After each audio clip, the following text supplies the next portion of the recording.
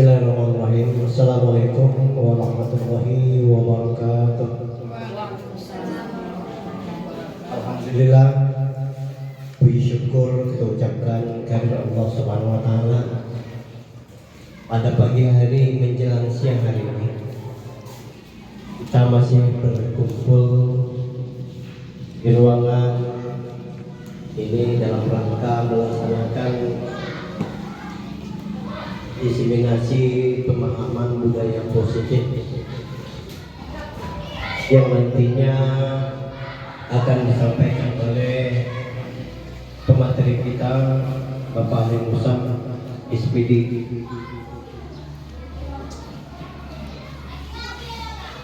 Salawat dan salam kehadiran junjungan kita Nabi besar Muhammad SAW, tentunya dengan ucapan Allahumma sholli ala sayyidina Muhammad wa ala sayyidina Muhammad. Bapak Ibu hadirin yang berbahagia, untuk mengawali acara kita pada saat ini, maka kami persilakan untuk Pak Aprijal untuk memimpin doa. Kepada Bapak Aprijal kami persilakan dengan segala hormat.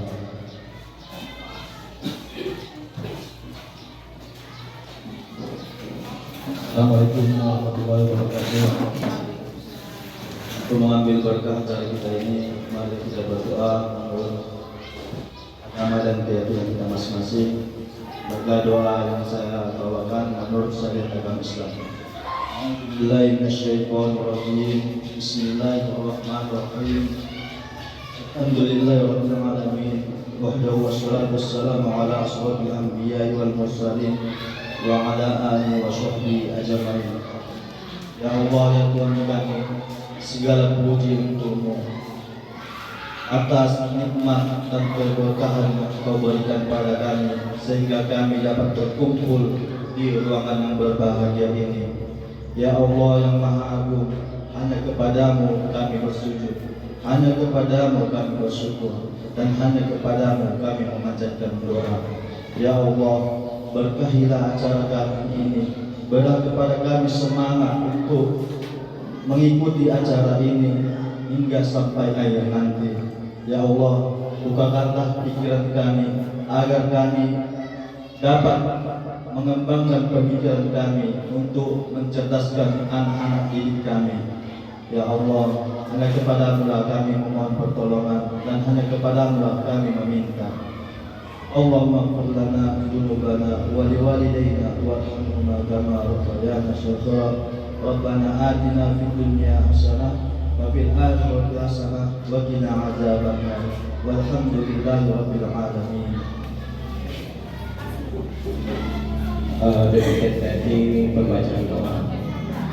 Mudah-mudahan dengan doa tadi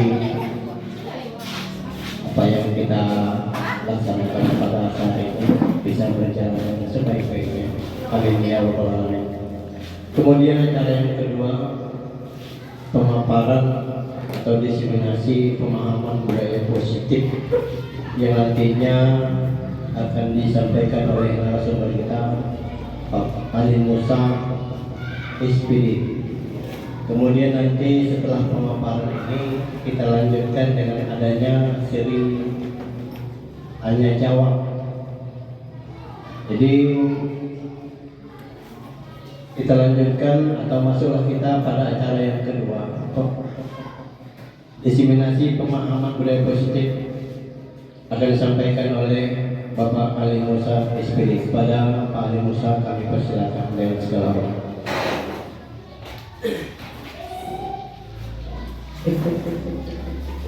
Baik, terima kasih kepada Bapak yang telah memberi kesempatan kepada saya. Assalamualaikum warahmatullahi wabarakatuh.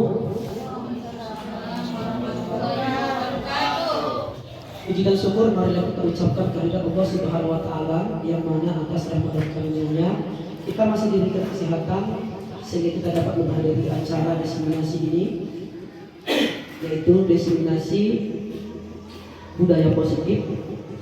Salawat serta salam marilah kita hadiahkan kehadiran Nabi besar kita Muhammad sallallahu alaihi wasallam, yang mana syafaat beliaulah yang kita harapkan di kemudian hari nanti.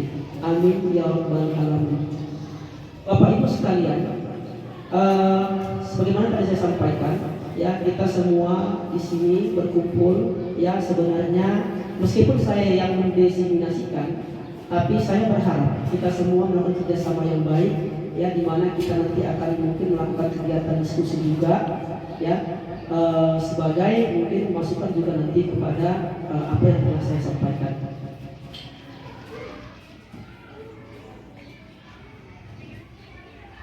Sebelum kita mulai, ya saya akan menyampaikan dulu. Di sini ada nilai yang saya yakini, yaitu perubahan berawal dari hal yang kecil, ya sehingga saya memiliki moto itu berbuatlah dari hal yang sederhana menuju perubahan yang lebih besar. Nah, Bapak Ibu, mengapa saya katakan demikian? Setiap kita tentunya kita memiliki moto, baik itu moto maupun motivasi dalam diri dalam mengembangkan atau memajukan dunia pendidikan ini. Ya, apa-apa yang kita bahas nantinya itu diantaranya ada yang pertama perubahan paradigma belajar, kemudian yang kedua ada disiplin positif, kemudian yang ketiga motivasi perilaku manusia, yang keempat kebutuhan dasar, ini kebutuhan dasar manusia ya. Kemudian yang kelima posisi kontrol restitusi, yang keenam keyakinan kelas, dan yang ketujuh adalah segitiga restitusi. Baik, Bapak Ibu sekalian, ya untuk mempersingkat waktu, saya akan lanjut aja ke yang pertama, materi yang pertama yaitu perubahan paradigma belajar. Dr. William Glasser ini memandang teori kontrol ini kemudian hari berkembang dan dinamakanlah namanya choice theory. Selanjutnya meluruskan beberapa miskonsepsi tentang makna kontrol. Nah, sebenarnya saya yakin Bapak Ibu sekalian sudah tahu sebenarnya ini apa itu kontrol, ya. Mungkin bisa juga dengan bahasa kendali, demikian ya. Kemudian ada beberapa ilustrasi, yaitu 4 ilustrasi bahwa yang pertama ilusi guru mengontrol murid. Nah, ini mungkin pernah terjadi pada kita atau mungkin pernah dirasakan oleh murid. Teori kontrol ini menyatakan bahwa semua perilaku memiliki tujuan, ya, bahkan terhadap perilaku yang tidak disukai. Di setiap perilaku murid itu ada tujuannya. Yang kedua, ilusi bahwa semua penguatan positif, efektif dan bermanfaat. Sudah sering kita lakukan ya. Dalam jangka waktu tertentu, kemudian murid tersebut akan menyadarinya dan mencoba untuk menolak rujukan kita, atau bisa jadi murid tersebut menjadi tergantung pada pendapat sang guru untuk berusaha. Nah, ini saya yakin juga sering kita lakukan. Biasanya kita di sini ya, Bapak Ibu yang megang kendali biasanya seperti itu, gurunya. Sehingga siswa hanya mengikuti. Nah, namun bagaimana? Apakah itu bisa bertahan? Ternyata itu hanya dalam waktu yang singkat saja. Selanjutnya yang ketiga, ilusi bahwa kritik dan membuat orang merasa bersalah ini dapat menguatkan karakter.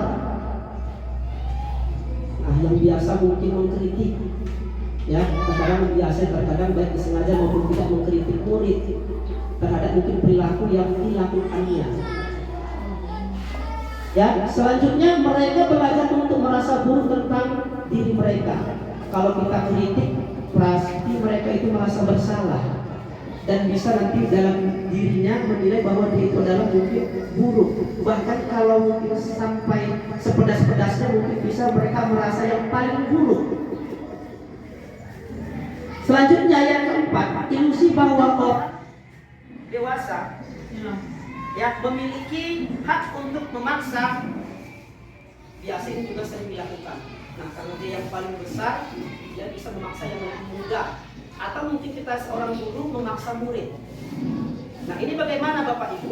Ya, Perilaku memaksa ini sebenarnya dilakukan ini bisa mengakibatkan ya, ataupun tidak efektif. Bahkan ya untuk manfaatnya ini hanya dalam waktu atau jangka pendek, bukan dalam jangka panjang. Ya. Dan bisa juga nanti menimbulkan permusuhan atau juga hubungan yang kurang baik antara murid dan gurunya.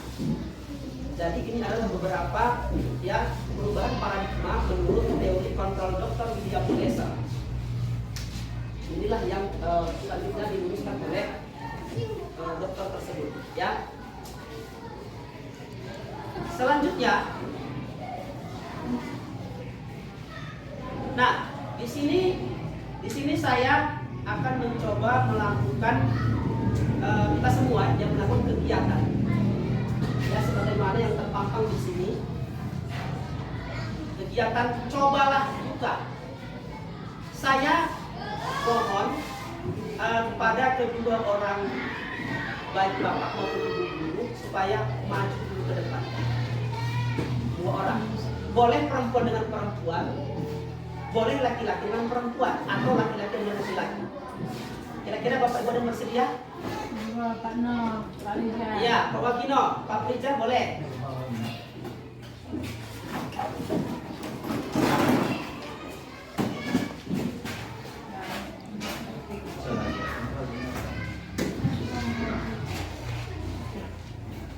Baik Bapak Ibu, di sini kita sudah ya ada dua orang guru ini yang membantu saya untuk melakukan kegiatan ini.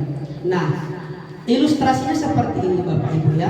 Peserta B atau Pak Rijal, coba bagaimana caranya? Tadi bisa dibujuk, dirayu, ya dikritik, dihardik, atau ditawarkan uang supaya dia itu bisa membuka kekebalan tangannya. Sementara dia berusaha untuk menjaga. Nah, bagaimana tindakan peserta A atau Pak Wakil? Apa yang dilakukan nanti dia yang tahu, ya? Oke? Bisa dimulai?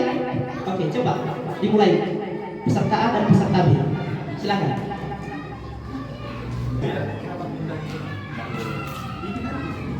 Banyak boleh. Nggak boleh. Nggak. Kasih mic-nya biar Bisa aja. orang yang Pak. Iya, boleh. Pakai itu boleh. Kakak kawan. Ya. Bisa Pak ya. Ini Pak. Dibayar bisa Pak? Ini ya Pak. Iya. Berapa harganya Pak? Tak terbayarkan. Alah, sama kali udah Pak. Walaupun kawan yang bisa kasihkan ke orang. Iya, sedikitnya. Nengok aja Pak dikit. Sama saja itu. Pak. Iya. Nggak bisa. Jadi gimana Pak biar bisa dikasih? Bukan anak-anak. Berusaha cari sendiri. Tapi udah Pak, tadi dibujuk Pak. Nggak bisa. Ayo bayar ya. Nggak bisa. Kurang ini Pak. Kurang. Kurang. Tambah lagi Pak. Kasih dulu. Berapa Pak? Tak terbayar Pak. Tetap bayar. Dikit lah pergaulan Bapak ini ya. Karena sana. Maksanya lagi. Ya, iya, Nggak bisa. Nggak bisa. ada lagi. Oke. Ya. Luas. Oke, tepuk tangan kepada nomor 2. Iya, sangat bagus ya kerjanya. Dimana tadi kita perhatikan Bapak Wagino mempertahankan sekuat tenaga dari godaan, intimidasi, ancaman dan sebagainya. Dia tetap hasil bagaimana tadi teman-teman sekalian, Bapak Ibu guru? Tetap dipertahankan, artinya tidak dibuka. Padahal tadi sudah ditawarkan, coba ditawar uang tadi ya, tapi tetap tidak dibuka. Nah, pertanyaan kita dulu, kita semua dulu ya, ini terutama kepada Pak Wagino, ya, kepada Pak Wagino. Kira-kira apa alasan Anda memang tidak mau membukanya, tetap itu digenggam? Coba, Pak Wagino. Pak, salam nggak? Tidak, lanjut.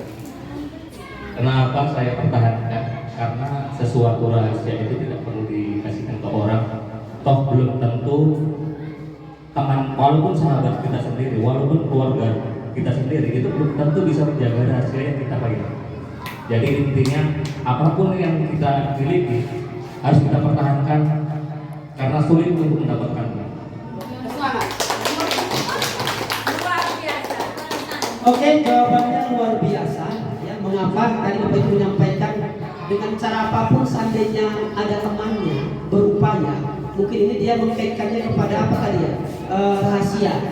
Ya boleh rahasia. Tadi kalau yang saya sampaikan tadi itu adalah jelasnya sesuatu, bisa juga benda dan lain sebagainya. Ya boleh juga. Ya itu adalah jawaban yang baik. Mengapa dia tetap bertahan?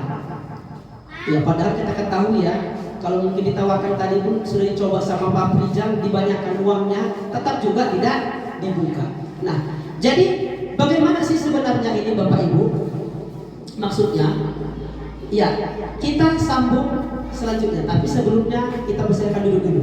Ya, silakan Bapak Ibu. Sekarang tepuk tangan. Oke. Masih semangat Bapak Ibu? Iya. Yang murid kami masih semangat? Masih. Nah, ya. Selanjutnya kita lanjutkan dulu, ya. Yang tadi kita simpan dulu. Kegiatan dari Pak Wagino dan Pak Prijal tadi kita simpan dulu. Nanti bisa terjawab nanti setelah materi kita bahas. Ya. Ya. Paradigma stimulus. Saya ulang lagi, paradigma stimulus respon ya kepada pendekatan teori kontrol. Nah, tadi di awal saya sudah ada sedikit menyinggung masalah kontrol. Nah, apa sebenarnya kaitannya dengan kegiatan Pak Prijal tadi sama Pak Wagino? Ya, mari kita bahas. Yang ya, Stephen R. Covey atau ini prinsipal kontrak ya leadership pada tahun 1991 mengatakan bahwa ya bila kita ingin membuat kemajuan perlahan sedikit-sedikit, maka ubahlah sikap atau perilaku Anda. Namun, bila kita ingin memperbaiki cara utama kita, maka kita perlu mengubah kerangka acuan kita. Ubahlah bagaimana Anda melihat manusia. Ubahlah paradigma Anda, skema pemahaman dan penjelasan aspek-aspek tertentu tentang realitas.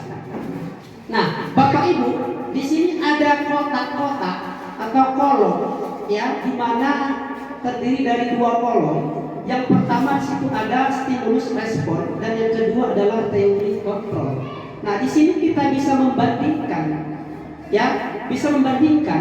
Yang pertama, realitas atau kebutuhan ini kita sama, artinya kebutuhan kita sama. Ini menurut daripada stimulus respon. Nah, sedangkan teori kontrol di sini mengatakan bahwa realitas atau kebutuhan kita itu berbeda. Ini yang pertama. Yang kedua, semua orang melihat hal yang sama.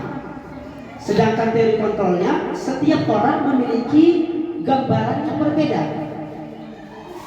Nah, yang seterusnya kita yang mencoba mengubah orang agar berpandangan sama dengan kita. Sedangkan teori kontrolnya, semua perilaku memiliki tujuan. Selanjutnya, orang lain bisa mengontrol saya. Kemudian, sedangkan teori kontrolnya adalah hanya Anda yang bisa mengontrol diri Anda. Selanjutnya, saya bisa mengontrol orang lain. Nah, untuk teori kontrolnya, Anda tidak bisa mengontrol orang lain. Kemudian, stimulus responnya, pemaksaan ada pada saat bujukan gagal. Sedangkan teori kontrolnya, kolaborasi dan konsensus menciptakan pilihan-pilihan baru. Dan yang terakhir, model berpikir menang kalah. Sedangkan teori kontrol adalah model berpikir menang-menang. Nah, Bapak Ibu di sini bisa membandingkan. Sebenarnya ada di situ dua teori antara stimulus respon dengan teori kontrol. Di sini ini pernyataannya sangat berbeda ya Bapak Ibu.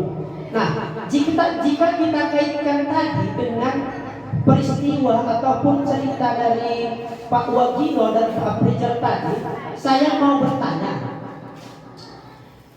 menurut Bapak Ibu,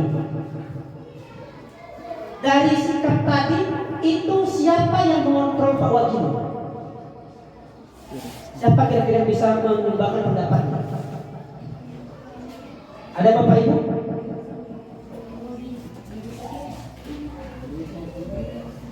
Coba ini Pak apa ini? Pak Iswan dulu. Ya, Pak Iswan boleh juga loh, ya. Walaupun dia bawa acara, boleh kasih masukan. Ya, silakan Pak Iswan. Dulu Bapak, silakan. Menurut saya yang mengontrol diri Pak Wargino ya Pak Wargino sendiri. Alasannya Pak? Alasannya karena dia tadi dibujuk dia apa segala macam, dia tidak mau, dia tak bertahan dan meyakini bahwasanya apa yang dipegang itu adalah sesuatu yang sangat berharga. Jadi makanya dia ngontrol dirinya sendiri. Saya tidak akan mau karena ini berharga sekali bagi saya kan gitu. Jadi itu pendapat saya tentang yang disampaikan yang dilaksanakan oleh Pak Wargino dan Pak Prijal. Terima kasih. Oke, silakan jawaban yang support tepuk tangan Bapak Ibu sekalian. Bagus, ya. Iya, dikarenakan tadi posisi Pak Wargino, dia tidak membuka sama sekali. Jangankan membuka semuanya. Sedikit saja seperti disampaikan tadi oleh yang B atau Pak Prijal, sedikit saja, mengintip kata dia, tetap nggak dikasih. Nah, alasan untuk pendapat Pak Iswan tadi sangat benar ya Bapak Ibu. Di situ bisa kita lihat bahwa yang mengontrol diri Pak Wargino adalah dirinya sendiri. Jadi saya bertanya lagi, seandainya tadi setelah dinaikkan angkanya sama Pak Prijal, ya misalnya ya karena sekitar 1.000 seterusnya supaya dibuka dan Pak Wargino mau membukanya. Nah pertanyaan saya, menurut Bapak Ibu itu siapa yang mengontrol Pak Wargino? Ada kira-kira yang bisa mengasihkan jawaban? Bapak Ibu? Nah kita berandai dulu kan, soalnya tadi Pak Wargino tak tahankannya. Seandainya dibukanya, setelah mungkin dibujuk diraja sebagainya, kira-kira kalau dibuka Pak Wargino yang mengontrol Pak Wargino itu siapa? Tidak, itu kan tadi itu pendapat Pak Iswan yang tetap dipertahankan. Seandainya dibukanya, siapa yang mengontrol Pak Wargino? Coba buat aja dulu, buat aja dulu ya. Gak apa-apa, silakan baca. Ya. Yang mengontrol dirinya tadi mengenai yang dipegang oleh Pak Wargino, yang dipegangnya tadi, harta yang dipegangnya itu adalah nilai duit yang tadi. Karena menambah-nambah duitnya, begitu dia dengar itu sehingga dibukanya tangannya tersebut. Karena duit tadi ya. Karena duit. Begitu menurut pendapat saya, nilai duit yang diberikan oleh Pak Prijal. Oke, tepuk tangan. Itu pendapat saya. Oke, baik ya, masukan yang bagus tadi. Iya, masuk akal sih ya, bahwa tadi karena uang itu makanya kalau saya dibuka ya, karena uang itulah makanya Pak Wargino membuka. Berarti dengan kata lain bisa kita ambil kesimpulan, artinya yang mengontrol Pak Wargino jika dibukanya itu adalah Pak Prijal. Iya, dikontrolnya Pak Wargino sehingga bisa dibuka. Tapi dengan cara tadi kita di penawaran layu bujukan. Nah, kira-kira sampai sini pahamnya Bapak Ibu tentang stimulus respons dan teori kontrol. Iya, di sini ada yang sudah sangat jelas. Makanya tadi mengapa di awal kita buat tadi seperti itu. Oke, kita lanjut Bapak Ibu. Ya, yang kedua adalah disiplin positif. Nah, di sini saya mengangkat salah seorang tokoh pendidikan, Bapak apa namanya? Siapa? Iya, Bapak Ki Hajar Dewantara. Nah, Bapak kenal dengan ini? Kenal? Siapa ini? Iya, pintar sekali. Ya, tepuk tangan. Iya, Bapak ini adalah merupakan salah satu tokoh pendidikan di Indonesia yang sangat terkenal. Ya, banyak jasa-jasanya di bidang pendidikan. Iya, dia pernah mengatakan bahwa di mana ada kemerdekaan, disitulah harus ada disiplin yang kuat. Sungguh pun disiplin itu bersifat self-disiplin, yaitu kita sendiri yang mewajibkan kita dengan sekeras-kerasnya. Tetapi itu sama saja ya, sebab jikalau kita tidak cakap melakukan self disiplin, wajiblah penguasa lain mendisiplinkan diri kita, dan peraturan demikian itu harus ada di dalam suasana yang merdeka. Ini sumbernya di Hajar Dewan Pemikiran ya, di Hajar Dewantara, Konsepsi Keteladanan Sikap Merdeka, cetakan kelima tahun 2013 halaman 470. Nah, seperti itulah yang dikatakan oleh Bapak atau tokoh pendidikan kita. Di sini kita bisa melihat ya, sungguh pun disiplin itu bersifat self disiplin, yang artinya kita sendiri yang mewajibkan kita dengan sekeras-kerasnya. Nah, artinya apa Bapak Ibu? Ya, disiplin ini sebenarnya seharusnya ini menurut dari Bapak ini, kitalah Bapak Ibu yang mendisiplinkan kita, bukan orang lain. Jangan kita terpengaruh seperti yang tadi, ilustrasi yang tadi. Jadi kita berusaha bagaimana caranya supaya kita sendiri disiplin. Mengapa? Motivasi yang lain nanti itu memang dari kita sendiri. Kita disiplin karena kita sendiri, bukan karena orang lain. Itu maksudnya. Nah, next. Disiplin positif itu merupakan bentuk kontrol diri, yaitu belajar untuk kontrol diri agar dapat mencapai suatu tujuan mulia. Tujuan mulia di sini mengacu pada nilai-nilai atau prinsip-prinsip mulia yang dianut oleh seseorang. Kita namakan nilai-nilai tersebut sebagai nilai-nilai kebajikan atau virtues yang universal. Jadi dalam disiplin ini sebenarnya Bapak Ibu ada nilai-nilai memang yang kita yakini, bukan asal disiplin. Hanya tahu mau disiplin ya disiplin. Ada nilai-nilai kita yakini yang memang benar-benar kita yakini. Nah, saat ini mungkin bagi kita semua, kita mungkin sudah kenal ya, ada di sini yang profil pelajar Pancasila. Bapak Ibu semua kira-kira sudah pernah mendengarnya? Iya, apalagi sekarang ini sangat ini karakter ini dikuatkan pada kita saat ini kurikulum merdeka. Ya, ini tentu sudah tahu apa itu muatannya. Yang pertama adalah beriman, bertakwa kepada Tuhan yang Maha Esa dan berakhlak mulia. Yang kedua mandiri, yang ketiga bernalar kritis, yang keempat berkebinekaan global, yang kelima bergotong royong, dan yang keenam kreatif. Nah, inilah Bapak Ibu ya, nilai-nilai saat ini yang disepakati ya oleh dunia pendidikan kita. Dan inilah yang harus kita terapkan nantinya di sekolah kita masing-masing atau di kelas kita masing-masing.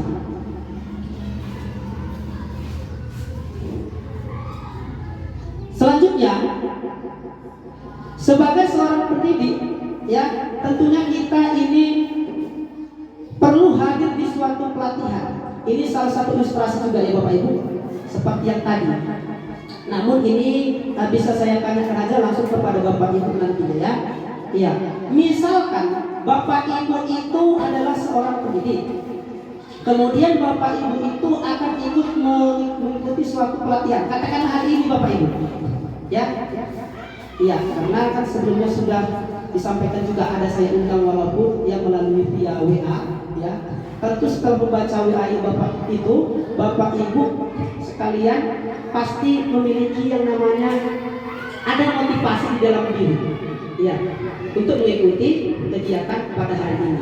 Pertanyaannya di sini Bapak Ibu ada 3 pertanyaan, ya, yang perlu Bapak Ibu sekalian ada ya, atau motivasi yang ada dalam diri Bapak Ibu sebenarnya apa? Maka pertanyaan ini harus sebenarnya kita jawab ya, tapi dalam diri kita masing-masing. Yang pertama, apakah Anda hadir karena tidak ingin ditegur oleh pihak panitia atau pengawas Anda, atau juga bisa kepala sekolah mungkin ya, dan mendapatkan surat teguran atau menghindari ketidaknyamanan ataupun hukuman? Ini pertanyaan pertama. Coba ditanya dalam hatinya masing-masing Bapak Ibu sebelum nanti dikemukakan. Ya, apa sebenarnya motivasinya? Ini yang pertama. Yang kedua, Anda ingin dilihat dan dipuji oleh lingkungan Anda, atau mendapat penghargaan dari kepala sekolah, ya, atau juga mendapatkan imbalan atau penghargaan dari orang lain. Nah, mungkin ada yang niatnya ikut pelatihan ini, ya, ini kalau istilahnya apa namanya ya, kita ajak bercanda sedikit dan nggak pernah serius sekali kan gitu. Nanti ikutlah nanti pelatihan pasti ada makanannya kan begitu. Itu bapak ibu yang ini, ya, mengharapkan adanya sesuatu untuk imbalan. Nanti kita makanannya diminta makan nasi dan begini kan. Dan yang ketiga maaf, Anda ingin menjadi pembelajar sepanjang hayat, menjadi orang yang berusaha dan bertanggung jawab, serta menghargai diri Anda sendiri sebagai teladan bagi murid-murid Anda, guru-guru Anda, serta lingkungan Anda. Karena Anda percaya tindakan Anda sebagai yang pemimpin pembelajaran akan menjadi panutan oleh lingkungan Anda atau menghargai nilai-nilai kebajikan diri sendiri. Nah, coba Bapak Ibu, dari yang ketiga ini kira-kira yang mana menjadi motivasi Bapak Ibu ketika akan melakukan kegiatan diseminasi ini? Ada kira-kira yang bersedia untuk menjawab? Bebas Bapak Ibu, namanya motivasi, ya. Bisa saja yang nomor 1, bisa jadi yang nomor 2, bisa jadi yang nomor 3, kan begitu. Ada kira-kira yang memberikan pendapatnya Bapak Ibu? Bu Elida sedang senyum, coba Bu Elida dulu. Silakan Bu Elida. Bu Elida, ya silakan. Kita mau dengar dulu sebenarnya apa jawaban dari Bu Elida, ya.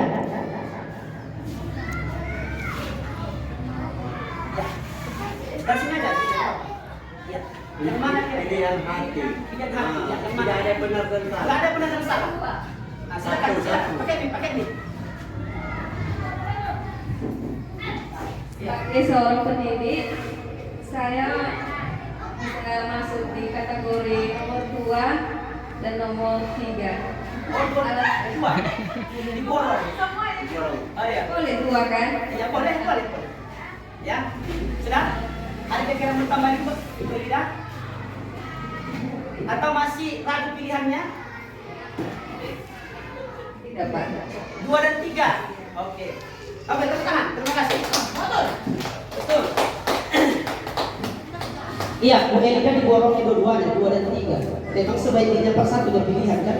Tapi namanya motivasi bisa-bisa saja mungkin ketiga-tiganya. Nah, atau ada satu orang lagi yang mencoba menjawab juga? Ada? Pak Prija dulu, Pak Prija. Coba Pak Prija dulu. Yang mana motivasi Bapak dulu?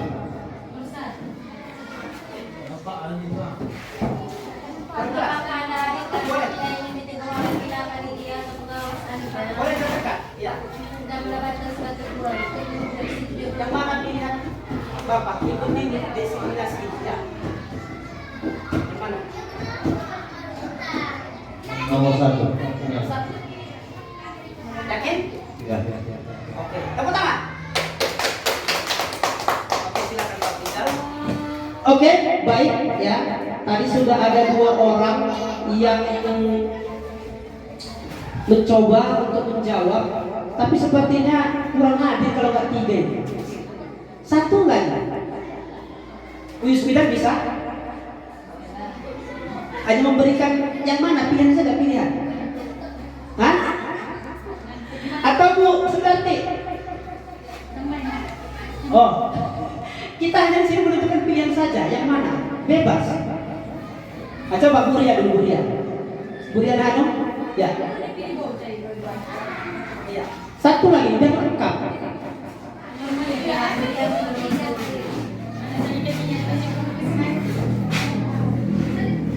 Ya, silakan. Nomor 2. Yakin? Oke, terima kasih, lengkap sudah ya. Ada 3 orang peserta tadi yang menyatakan jawabannya. Ini banyak Pak ya. Yang pertama dan kedua, yang lebih banyak yang kedua. Berarti tadi Pak Prija memilih menghindari teguran atau hukuman. Intinya seperti itu. Kalau Ibu Elida tadi 2 pilihan, salah satunya pilih Pak Prija. Kemudian yang kedua tadi, yang kedua yaitu mendapatkan imbalan atau penghargaan dari orang lain. Demikian juga Ibu Diana Hanum. Nah, benarkah Bapak Ibu? Benar. Secara motivasi itu benar. Mengapa demikian? Namanya juga motivasi. Itulah yang datang dalam dirinya. Ya, secara spontan itulah yang datang dari dirinya. Nah, pertanyaannya, yang paling benar yang mana? Atau yang seharusnya kita lakukan yang mana, Bapak Ibu? Nomor? Oke, terima kasih. Tepuk tangan kita semua. Iya, yang nomor 3. Ya, di sini adalah intinya kita menghargai nilai-nilai kebijakan kebajikan diri sendiri. Ya, nilai-nilai kebajikan diri sendiri. Jadi maksudnya bagaimana sih Bapak Ibu? Sama seperti yang dilakukan Pak Wagino tadi dengan Pak Prija. Kalaulah yang dilakukan Pak Wagino tadi itu memang motivasi dalam dirinya. Artinya apa? Internal. Nah, demikian juga yang ketiga. Berarti pilihan Pak Wagino tadi itu yang hampir sama dengan yang ketiga. Kalau dikaitkan. Tapi kalau dibuka Pak Wagino tadi itu, nah itu tadi ini. Yang nomor 2. Jadi seperti itu Bapak Ibu. Motivasi itu sebaiknya atau seharusnya memang datang dari dalam diri kita sendiri. Jangan dari faktor eksternal. Yang mana rupanya yang eksternal kira-kira Bapak Ibu? Nomor 2. Benar, 1 dan 2. Ini 1 dan 2 ini faktor X dari luar. Kenapa? Yang pertama takut dihukum sama kepala sekolah, takut ditegur. Berarti karena kepala sekolah kita itu di sini kan gitu. Yang kedua itu tadi, mungkin ada makanan yang tua itu, goreng-gorengannya kan begitu. Jadi gara-gara itu. Nah, itu wajar-wajar saja. Tapi ya Bapak Ibu, kembali saya sampaikan, sebaik-baiknya kita pakai yang ini, yang internal. Bahwa kita menghargai nilai-nilai kebajikan diri sendiri. Nah, sampai di sini Bapak Ibu kira-kira sudah paham antara motivasi internal dan eksternal? Ya, bagaimana Bu Elina, sudah paham? Bu Ria? Oke, ya, berarti sudah tahu mana yang internal, mana yang eksternal, ya. Jadi kita sepakati bersama ya, bahwa inilah pilihan yang paling baik. Ya, memang semuanya benar, tapi yang paling benar yang ini. Ya, Bapak Ibu. Oke, kita lanjut. Yang ketiga, motivasi perilaku manusia. Ya, ini juga masih berkaitan pada yang tadi. Ya, sebenarnya menurut Diany Gosser, ya, dalam bukunya Restructuring School Discipline, ini beliau menyatakan ada 3 motivasi perilaku manusia. Apa itu? Yang pertama, untuk menghindari ketidaknyamanan atau hukuman. Yang kedua, untuk mendapat imbalan penghargaan dari orang lain. Yang ketiga, untuk menjadi orang yang mereka inginkan dan menghargai diri sendiri dengan nilai-nilai yang mereka percaya. Inilah Bapak Ibu sekalian ya, sebenarnya motivasi yang ada dalam diri kita. Nah, kalau yang pertama menghindari ketidaknyamanan atau hukuman, ini tentunya ada pertanyaan dalam diri kita. Pertanyaan yang muncul nanti bisa jadi seperti ini. Apa yang akan terjadi apabila saya tidak melakukannya?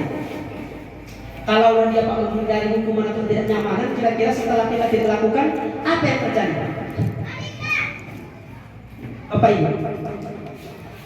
Kalau ini kita langgar ya, untuk menghindari ketidaknyamanan atau hukuman, ini yang kita lakukan. Ya, kira-kira apa yang terjadi? Apa yang akan terjadi apabila saya tidak melakukannya? Contoh tadi seperti untuk mengikuti kegiatan diskriminasi hari ini, nggak datang misalnya si A. Nah, maka dalam hatinya pasti bertanya, apa yang akan terjadi kalau saya kembali ini?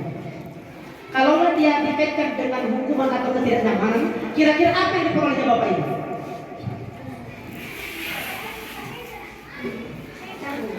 Tanggung. Atau gini, misalnya kita murid ini biasa misalnya kita perintahkan dulu, nggak dilakukan, merasa bersalah, berarti mungkin masuk ke tidak nyamanan berarti ya. Asal jumpa bujarok, ya. Kalau tadi nggak ikut tadi bilang kan gitu kan, nggak nyaman dia Bapak Ibu melihat bukan bujarok lari itu. Kenapa? Karena tidak dilakukannya. Nah, misalnya kalau tadi kepala sekolah lah yang memerintahkan tadi, ayo ikuti kegiatan diseminasi hari ini katanya, nggak kita lakukan. Kira-kira bagaimana perasaan kita? Atau apa yang terjadi apabila saya tidak melakukannya? Kira-kira apa yang terjadi sama Bapak Ibu? Allah perintah, katakanlah perintah dulu. Hah? Oh, kena tegur. Benar. Ya, pasti ada rugi. Benar. Benar sekali ya, sampaikan Budus. Katanya merasa rugi. Kenapa? Bang itu dapat ilmu, dapat sering, nggak dapat aku jadi. Iya seperti itu, benar sekali ya. Ya, yang Bapak Ibu sampaikan itu benar semua. Ya.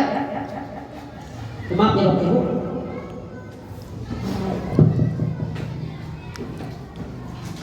Nah, kalau kondisi saya kemudian. Yang kedua, motivasi yang kedua adalah untuk mendapatkan imbalan atau penghargaan dari orang lain. Nah, ya, pertanyaan yang muncul dalam hatinya kemungkinan seperti ini Bapak Ibu. Apa yang akan saya dapatkan apabila saya melakukannya? Tadi kalau nggak melakukan, sekarang kalau melakukan, kira-kira Bapak Ibu apa yang didapatkan, apa yang diperoleh? Kan seperti itu. Ya. Nah, uang katanya, ya berarti berupa imbalan. Nanti ya, oh iya, ada makanan betul. Atau kalau nanti pelatihan ke mana, dapat transport, gitu. Iya benar sekali. Itu masuk kategori yang kedua, ya. Untuk mendapatkan imbalan atau penghargaan, atau dari dipandang hebat kan begitu. Oh, kok seringkali itu berangkat pelatihan. Sertifikat, iya benar sekali. Berarti itu masuk ke penghargaan ya. Imbalan juga bisa. Artinya kalau usaha dapat ini kan begitu. Nah benar sekali Bapak Ibu ya. Yang berikutnya adalah untuk menjadi orang yang mereka inginkan dan menghargai dirinya sendiri dengan nilai-nilai yang mereka percaya. Nah Bapak Ibu, pertanyaannya muncul seperti ini. Apa akan menjadi orang yang seperti apa saya apabila saya melakukannya? Nah ini Pak, pertanyaannya lebih tinggi lagi. Akan menjadi orang yang seperti apa apabila saya melakukannya?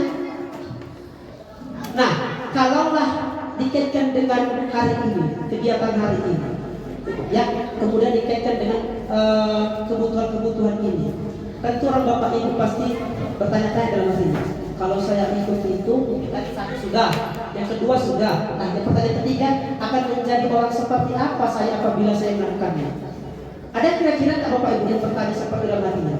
Kalau saya ikut kegiatan hari ini, akan menjadi orang seperti apa? Ya? Silakan Bu Ida. Coba ini dulu Ida.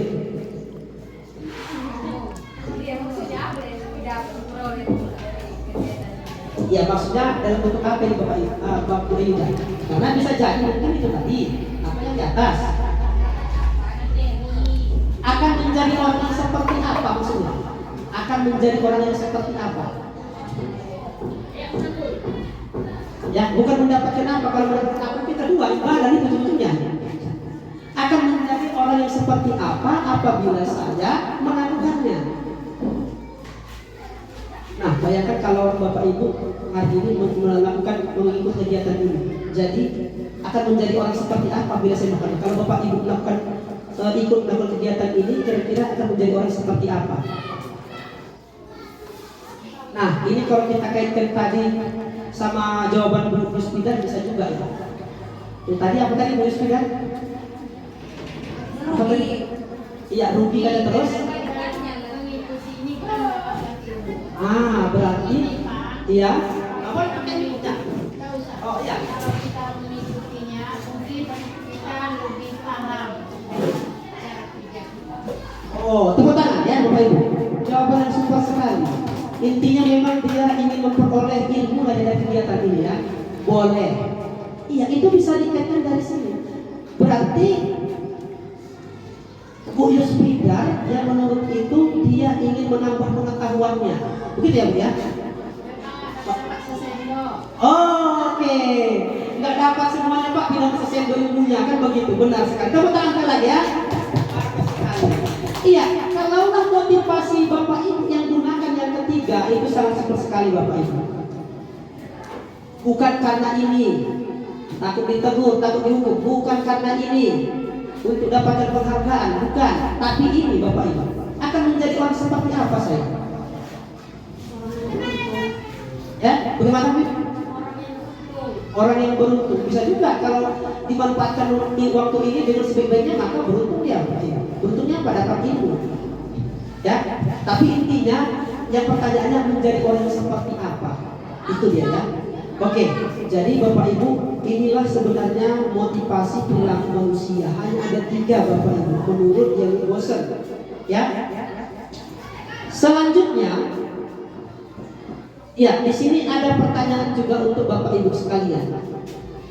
Nah ini berhubung karena pada saat ini masa-masa rotasi, ya kan, Bapak Ibu kepala sekolah yang lama sudah mau berangkat, yang baru belum datang kan begitu.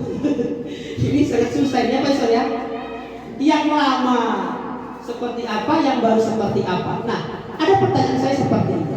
Bila di sekolah Anda tidak ada peraturan yang mengharuskan guru datang tepat waktu dan tidak ada atasan yang memuji Anda, bayangkan kali memuji, ya. Kemudian apakah Anda akan tetap datang tepat waktu untuk mengajar murid-murid Anda? Jelaskan alasan Anda. Nah, coba dipahami pertanyaannya Bapak Ibu. Bayangkan Bapak Ibu, ini terjadi pada diri kita masing-masing. Ya, bila di sekolah Anda tidak ada peraturan, ada peraturan Bapak Ibu, ya, yang mengharuskan guru datang tepat waktu, berarti bebas. Mau datang cepat, datang lambat boleh, kan begitu kan? Nah, dan tidak ada surat teguran. Nah, bagi yang melakukan kesalahan tidak ditegur. Ya, bagi guru yang datang terlambat dan tidak ada alasan yang memuji Anda. Mungkin selama ini asal kita datang cepat dipuji sama Pak Kepala kan begitu. Nggak ada pujian, nggak ada teguran. Nah, apakah Anda akan tetap datang tepat waktu untuk mengajar murid-murid Anda? Jelaskan alasan Anda. Nah, Bapak Ibu sekalian, siapa kira-kira yang membantu saya menjawab pertanyaan ini? Bapak Ibu sekalian?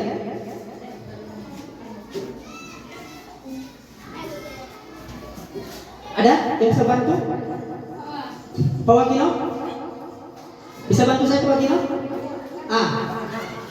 Menjawab pertanyaan ini Pak Wakino. Nah itu pertanyaannya. Saya ulang sekali lagi, bila di sekolah Anda tidak ada peraturan yang mengharuskan guru datang tepat waktu dan tidak adanya surat teguran ya pada orang yang datang terlambat, kalau seperti itu ya, dan tidak ada pujian dari atasan.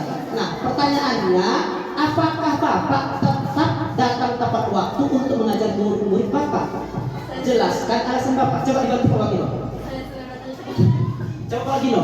Ini Pak Wakino ini sering datang tepat waktu. Masalah. Coba Pak Wakino, bantu saya Pak Wakino. Kalau menurut saya tetap datang tepat waktunya lah. Ya. Wah iya, saya sudah selalu berusaha untuk tepat ya kenyataannya. Tapi ini sudah ketinggalan. Itu dong saya buat. Tepuk tangan. Tapi intinya Pak Wakino tetap datang tepat waktu ya. Itu Pak Wakino ya. Intinya tetap datang tepat waktu. Oh oke. Tepuk tangan sekali lagi. Iya, Pak Wakino berarti dia bukan karena ini tadi aturan. Mungkin aturan di sekolah, ya. Juga bukan karena teguran, karena mungkin melanggar, atau juga bukan karena pujian. Semata-mata Pak Wakino melakukan itu memang dari motivasi dalam dirinya sendiri. Ini balik-balik juga nih Bapak Ibu. Balik-balik ke motivasi nih lagi ini. Nah, pada tadi pertanyaannya memang masalah motivasi. Ya, kembali kepada motivasi intrinsik kita sendiri. Tapi kalau tadi Pak Wagino, Pak Kepala, lambat lagi katanya kan, gue tidak ditegur, ya kan? Lambat aku berarti dia masuk ke motivasi eksternalnya. Tapi meskipun demikian, Pak Wagino sama seperti yang tadi Bapak Ibu, tetap dipertahankan nih Bapak Ibu keyakinannya itu. Karena Pak Wagino meyakini mungkin bahwa dia adalah orang yang disiplin. Dia tahu makna disiplin itu. Bukan karena aturan, bukan karena teguran, tapi karena memang motivasi dalam dirinya. Oke, ya, terima kasih Bapak Wagino ya. Kita next. Nah, yang keempat, kebutuhan dasar manusia. Ya, secara umum Bapak Ibu, manusia ini Bapak Ibu ada kebutuhannya. Kita yang hidup ini ada kebutuhan kita Bapak Ibu. Ya, apa-apa itu? Yang pertama kebutuhan bertahan hidup. Ya, kebutuhan bertahan hidup atau survival. Ini merupakan kebutuhan yang bersifat fisiologis. Ya, untuk bertahan hidup, misalnya kesehatan, kemudian rumah, juga makanan.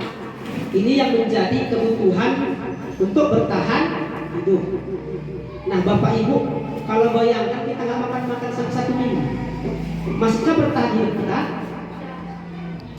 Masih bertahan? Iya, mungkin mencoba juga bertahan gitu, kalaupun masih hidup. Tapi kalau lanjut ke makan seterusnya, nah mungkin meninggal dunia. Mengapa? Nggak ada manusia yang bisa hidup tanpa makan. Benar tidak Bapak Ibu? Iya, berarti dikategorikan kepada kebutuhan yang pertama, kebutuhan untuk bertahan hidup. Ya, jadi segala sesuatu yang kita lakukan untuk memenuhi kebutuhan hidup kita itu masuk kepada kebutuhan bertahan hidup. Di antara tadi ada makan, rumah, ya maupun kesehatan. Itu pun hidup kita Bapak Ibu sakit-sakitan, cuman pula itu. Ya kan? Ya maka kita mungkin jalan satu-satunya adalah berobat. Supaya apa Bapak Ibu? Supaya sehat. Nah, yang kedua adalah kasih sayang, ya, dan rasa diterima atau kebutuhan untuk diterima. Apa-apa kebutuhannya meliputi akan hubungan dan koneksi, ya, sosial, kebutuhan untuk memberi dan menerima kasih sayang, dan kebutuhan untuk merasa menjadi dari bagian dari satu kelompok. Berarti dia merasa dirinya harus diterima. Ya, ini kasih sayang. Saya yakin Bapak Ibu semua kalau bicara masalah kasih dan sayang udah paham semua itu. Apalagi yang sudah berumah tangga, apalagi golongan ibu. Nah, demikian kalau ditanya, ibu sekalian lah atau Bapak Ibu sekalian sayang nggak sama anaknya? Sayang ya? Berarti artinya anak Bapak Ibu sudah menerima kebutuhan yang kedua tadi. Atau saya tanya juga, dikasih makan nggak anaknya? Oh, berarti sudah dipenuhi yang pertama. Ya, silakan Bapak. Ya, ya, kira-kira kalau anaknya bersalah dimaafkan tidak? Dimaafkan. Berarti dia masih diterima ya. Oke. Yang ketiga, penguasaan atau kebutuhan pengakuan atas kemampuan. Ya, kebutuhan ini berhubungan dengan kekuatan untuk mencapai sesuatu.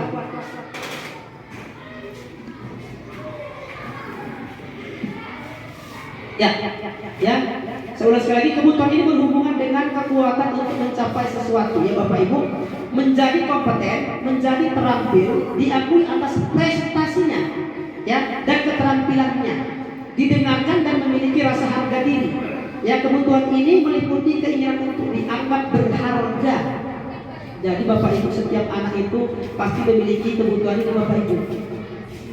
Kalau anak-anak itu anak-anak itu memiliki kompeten, tolonglah dihargai, kan begitu. Oke. Oke, masih lanjut kan? Oke. Oke. Oke. Oke, baik Bapak ya. Terima kasih. Oke, ya. Kemudian ada kebebasan. Ini adalah kebutuhan akan pilihan. Dan yang kelima kesenangan atau kebutuhan untuk merasa senang. Nah, Bapak Ibu, tentu ini 5 kebutuhan ini sudah bisa sama-sama kita ketahui bersama ya. Nah, di sini saya ada pertanyaan yang berkaitan dengan kebutuhan. Ada contoh 3 kasus. Yang pertama, jika seorang anak kelas 3 SD begitu tiba di rumah sepulang sekolah, dia menangis Bapak Ibu. Ini mungkin ada anak Bapak yang seperti ini. Bapak pulang ke rumah tiba-tiba nangis, kan gitu. Iya, ditanya sama mamanya mengapa dia menangis. Ya, kurang lebih dikatakannya seperti ini. Dia benci pada ibu Rani atau gurunya.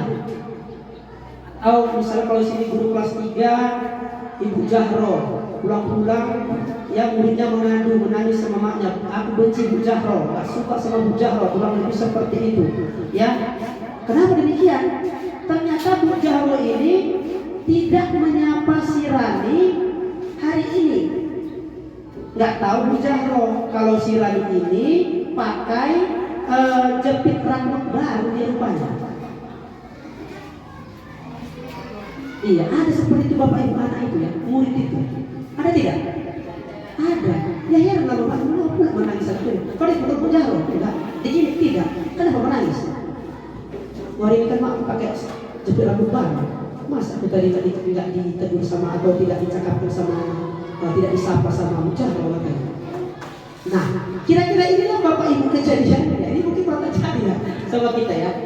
Di sini ada pertanyaan, ya. Kira-kira kebutuhan mana yang tidak dipenuhi oleh Bu Jahro ini kepada si Dinda ini? Yang pertama adalah kebebasan, yang B kesenangan, yang C cinta dan kasih sayang, yang D penguasaan. Kira-kira mana Bapak Ibu? Siapa yang bisa membantu saya? Ada? Bu Jahro? Oh, Bu Jahro sendiri dulu ya. Bu Jahro yang mana Bu Jahro? Apa itu? Kesenangan. Oh, Bu Jahro punya pendapat lain mungkin ya. Kesenangan yang dipilihnya. Oh, berarti aku gak membuat kesenangan sama si ini, sama si Bu Jahro ini. Nah, kalau ibu yang baik, Bu Mas ini kira-kira ini guru kelas 1 kelas rendah biasanya Bu. Yang mana? Berarti yang C. Oke, tepuk tangan ya. Bagus sekali ya. Ternyata yang tidak dipenuhi oleh Ibu Jahro adalah ini yang C, cinta dan kasih sayang. Dia sebenarnya butuh perhatian, tapi yang diperhatikan kan demikian. Oke, bagus ya. Yang pertanyaan berikutnya, ya, ini juga sama, masih kasus yang sama, orang yang sama, tapi begini dia jawabannya. Ya, setelah ditanya kenapa dia menangis, jawabnya begini. Aku sebel, gambaranku tidak rapi. Malah ibu guru menunjukkan ke teman-temanku di depan kelas. Udahlah gambaran itu tidak rapi, dipamerkan di depan kelas. Mungkin itu. Jadi nangis sakit hati dia, nangis dia. Nah, kira-kira Bapak Ibu mana yang tidak dipenuhi di sini? Yang mana Bapak Ibu? Ada yang bisa membantu? Siapa tadi? Nah, Bapak tadi apa namanya? Yang B, kesenangan.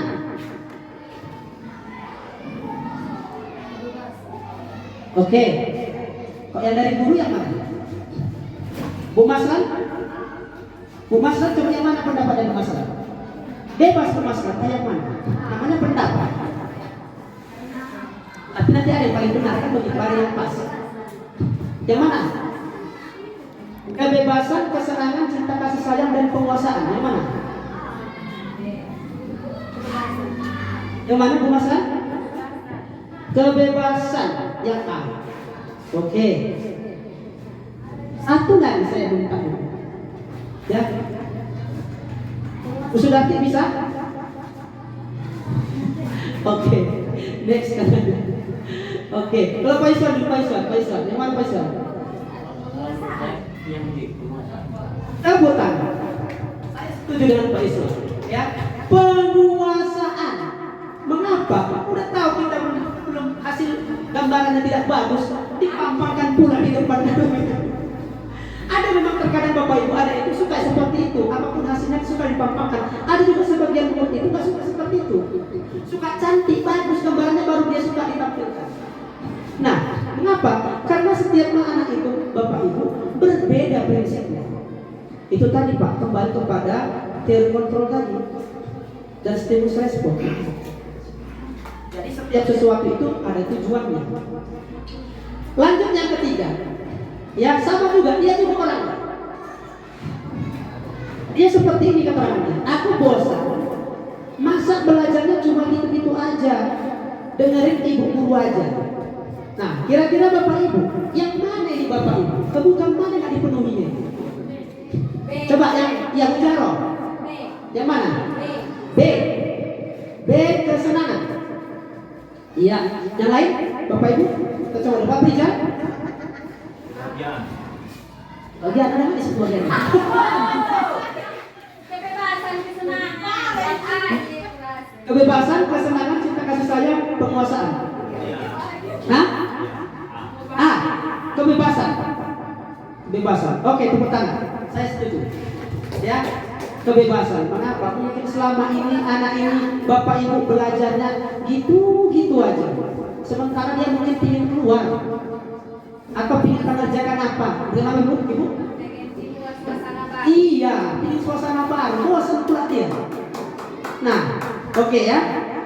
Kita sampai sini Bapak Ibu sudah paham tentang kebutuhan manusia? Iya, terutama kepada murid-murid kita Bapak Ibu, kita harus bisa memahami apa sebenarnya kebutuhan mereka. Yang kelima, posisi kontrol restitusi. Ya, satu penghukum. Kemudian ada kedua membuat merasa bersalah. Ketiga teman, keempat pemantau, dan kelima manajer. Ada 5 posisi kontrol ya Bapak Ibu. Jadi kita sebagai guru harus memahami ini. Sebenarnya kita masuk kategori yang mana? Yang pertama penghukum. Tahu penghukum Bapak Ibu? Pernah menghukum anak murid? Pernah. Kalau tidak siap tugas, apa hukuman? Bapak Ibu? Hah? Angkat kaki sebelah ini maksudnya? Oh iya betul. Mungkin Bu Jahro waktu sekolah dulu seperti itu dia. Bu Jahro, iya Bu. Siap tugasnya? Tidak. Berdiri angkat kaki. Benar. Ya, bisa seperti itu menghukum namanya, penghukum. Ya, penghukum ini biasanya menggunakan nada suara tinggi, bahasa tubuh, mata melotot, dan jari-jari menunjuk-nunjuk atau menghadap. Kau berdiri. Nah, seperti itu kurang lebih. Yang kedua, pembuat merasa bersalah. Ya Bapak Ibu, ada terkadang kita ini Bapak Ibu, yang posisi kita, posisi kontrol kita dalam prostitusi ini adalah membuat merasa bersalah. Ya, bagaimana itu? Biasanya di posisi ini murid akan memiliki penilaian diri yang buruk tentang diri mereka. Ya, murid merasa tidak berharga dan telah mengecewakan orang-orang yang disayangnya. Misalnya kalau ada murid kita yang ada ada tindakan yang salah, itu biasanya pertanyaannya kurang lebih seperti ini ya Bapak Ibu. Misalnya, Bapak atau Ibu sangat kecewa sekali dengan kamu. Kenapa? Karena tidak dengan diharapkan oleh ibu guru itu. Harapannya seperti ini, nyatanya seperti ini. Apa bahasanya Bapak Ibu? Kecewa. Maka itu masuk pada posisi yang kedua, membuat merasa bersalah. Saya yakin di antara kita tentu pernah melakukan beberapa kegiatan seperti ini. Next atau berikutnya, 3, teman. Ya, posisi yang ketiga adalah sebagai teman. Ya, sebenarnya pada posisi ini tidak ada menyakiti hati murid Bapak Ibu, namanya teman. Ya, iya. Kalau dalam posisi teman ini biasanya nada suaranya ramah, akrab dan bercanda. Bahasa tubuhnya merapat pada murid, mata dan senyumannya jenaka. Artinya nggak seperti yang posisi tadi itu penghukum. Ya, dia sebagai teman. Ya, Bapak Ibu bayangkan saja lah kalau anak kita itu atau murid kita itu adalah teman kita. Mungkin pertanyaan seperti ini, kalau ada yang bermasalah, ya, ayo bantulah ini Bapak ya. Setelah dia punya masalah, kita selesaikan. Mungkin pertanyaannya seperti itu atau pernyataannya seperti itu, atau juga ayo ingat tidak ya bantuan Bapak selama ini. Wah ini kalau kita masukkan tadi itu Pak, Bapak Ibu ya, karena sesuatu ya. Nah itu kalau sebagai teman, ini lebih baik juga ya daripada yang pertama dan yang kedua. Kemudian yang keempat pemantau. Nah ini juga saya katakan mungkin ya. Yang memantau berarti mengawasi. Pada saat kita mengawasi, kita bertanggung jawab atas perilaku orang-orang yang kita awasi. Ya ini kalau posisi kita sebagai pengawas atau pemantau. Ya biasanya seorang pemantau ini mengandalkan perhitungan ataupun catatan data yang dapat digunakan sebagai bukti atas perilaku seseorang. Nah ini ada catatan Bapak ini, udah pernah kau salah yang dulu ya, pertanggal sekian, bulan sekian kau udah salah, gak hadir, ini mau gak hadir lagi. Itu menggunakan catatan Bapak Ibu. Ya biasanya pemantau ini ada suaranya datar, bahasa tubuhnya yang formal. Next kita yang kelima, manajer. Ya Bapak Ibu, posisinya sebagai manajer. Ya ini adalah posisi terakhir ya, dimana posisi ini guru berbuat sesuatu bersama dengan murid, mempersilahkan murid mempertanggungjawabkan perilakunya, mendukung murid agar dapat menemukan solusi atas permasalahannya sendiri. Iya, itulah kalau posisi sebagai manajer. Kira-kira Bapak Ibu yang pernah kita lakukan selama ini yang mana Bapak Ibu? Ya, apakah penghukum, pembuat merasa bersalah, atau teman, atau pemantau, atau manajer? Tentunya kita dalam kehidupan sehari-hari di kelas ya pasti ada melakukan sesuatu seperti itu. Bagaimana kita Bapak Ibu?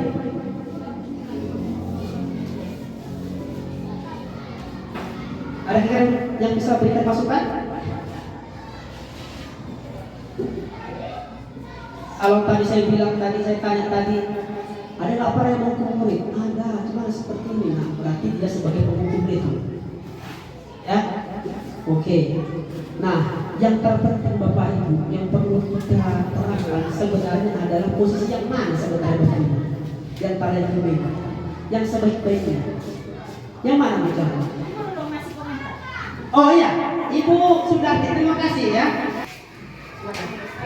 Ya, terima kasih mengenai apa yang sudah disampaikan oleh Bapak Ali Musa sebagai peserta CGP Angkatan 7. Saya akan memberikan komentar dari semua hal yang disampaikannya untuk akhir ini. Posisi yang paling baik itu sebenarnya adalah posisi manajer.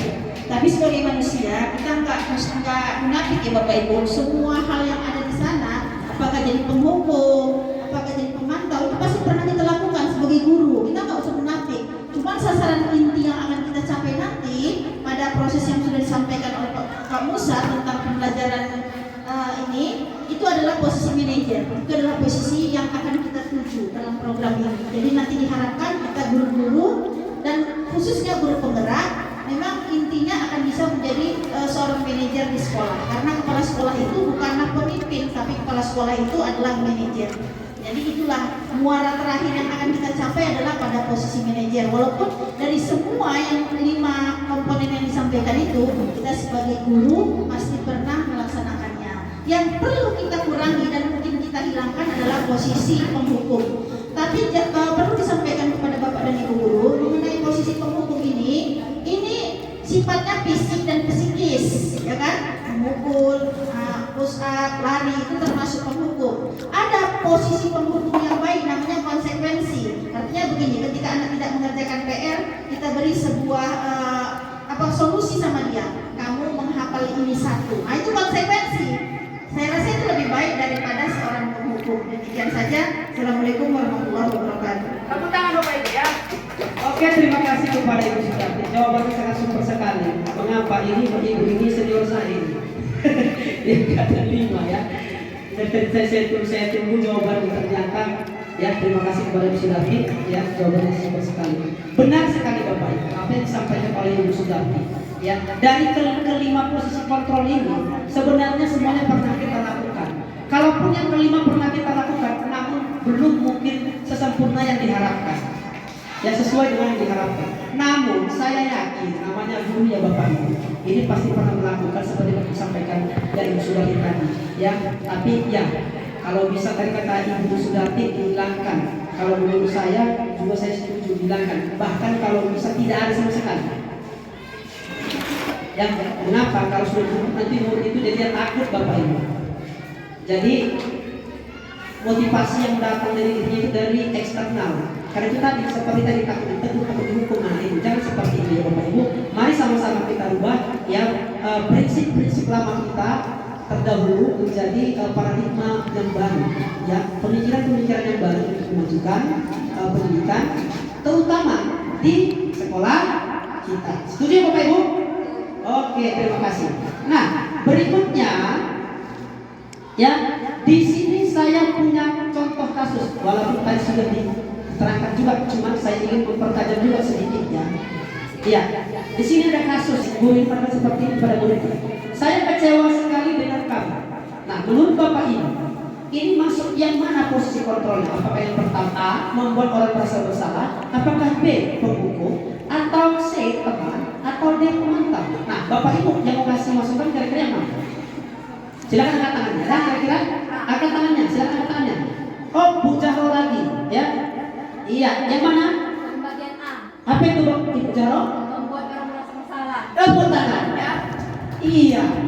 Dia katakan sama muridnya, saya kecewa dengan kamu. Berarti posisi Bu Jahro di situ adalah sebagai pembuat orang merasa bersalah. Ya, oke. Oke, ini juga kalau bisa Bapak Ibu yang kita kurang-kurangi dan mungkin tidak atau bahkan ditiadakan juga ya. Kenapa? Nanti ini juga dapat mengganggu mental si anak. Tadi sampai separah-parahnya dia merasa dia yang paling buruk di sekolah ini, di kelas itu. Dan ada yang belum senang dalam hati dia seperti itu. Ya, bayangkan kalau anak kita seperti itu sudah mentalnya bagaimana mau belajar? Ya Bapak Ibu. Oke. Next. Yang keenam adalah keyakinan kelas. Nah ini materi yang keenam adalah keyakinan kelas. Nah ya ini saya rasa kita sudah hampir-hampir masuki tahap akhir. Mengapa? Tadi sudah beruntun yang ada 5 sudah pemaparan. Nah yang keenam adalah keyakinan kelas. Di sini ya yang pertama ada keyakinan kelas itu bersifat lebih abstrak daripada peraturan yang lebih rinci dan konkret. Kedua, keyakinan kelas ini merupakan pernyataan-pernyataan universal. Ya, yang ketiga, pernyataan keyakinan kelas senantiasa dibuat dalam bentuk positif. Yang keempat, keyakinan kelas hendaknya tidak terlalu banyak sehingga mudah diingat dan dipahami oleh semua keluarga kelas. Yang kelima, keyakinan kelas sebaiknya sesuatu yang dapat diterapkan di kelas tersebut. Yang keenam, semua warga sekelas hendaknya ikut berkontribusi dalam pembuatan keyakinan kelas lewat kegiatan curah pendapat. Yang ketujuh, bersedia meninjau kembali keyakinan kelas dari waktu ke waktu. Jadi begini Bapak Ibu, keyakinan kelas ini kalau kita sudah buat Bapak Ibu, jangan itu dari awal itu sampai akhir. Dari awal sampai akhir itulah ya, sewaktu-waktu ini bisa berubah. Tapi saya mau tanya dulu Bapak Ibu, ini masalah bicara keyakinan kelas. Karena tadi ada disiplin. Kalau bisa bicara masalah disiplin, biasanya kita buat selama ini apa Bapak?